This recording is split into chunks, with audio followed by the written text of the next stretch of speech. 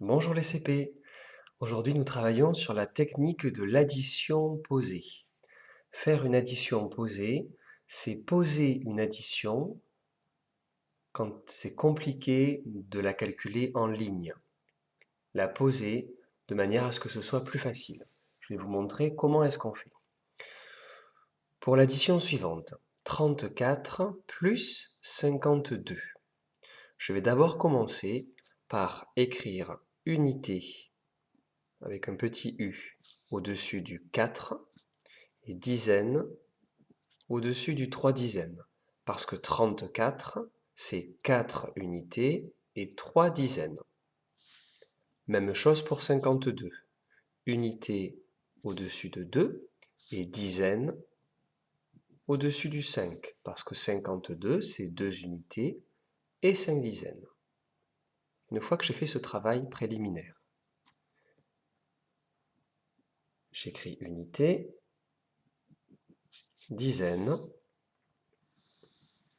Je trace un trait entre les deux, j'imagine que j'ai deux colonnes.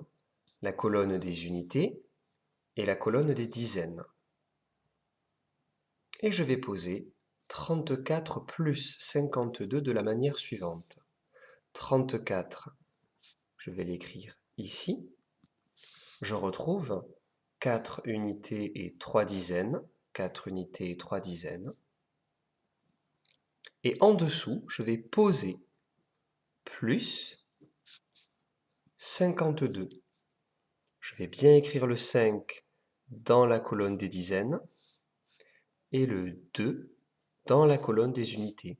Je retrouve dans 52 ici avec dizaines et unités. Une fois que j'ai posé mon addition comme ceci, je trace un trait, je fais le signe égal et je vais commencer à calculer.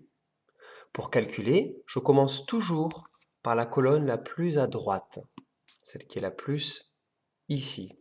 Donc je commence par la colonne des unités. Et je fais comme s'il n'y avait pas les dizaines. Je fais juste 4 unités plus 2 unités. 4 plus 2, 1, 2, 3, 4 plus 2, ça fait 1, 2, 3, 4, 5, 6. 4 unités plus 2 unités, c'est égal à 6 unités.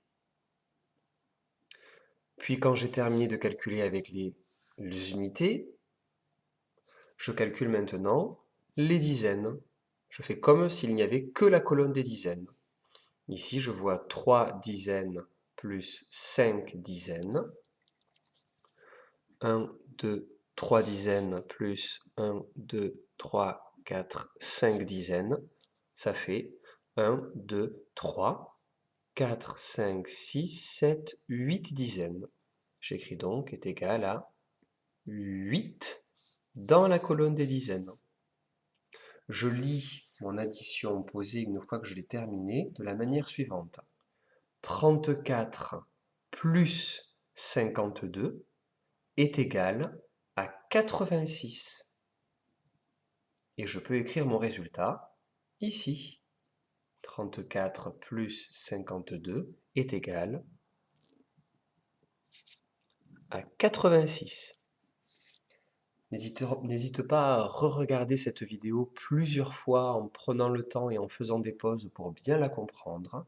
Une fois que tu penses l'avoir bien comprise, tu peux t'entraîner sur les 4 additions posées d'aujourd'hui. Bonne journée et à bientôt!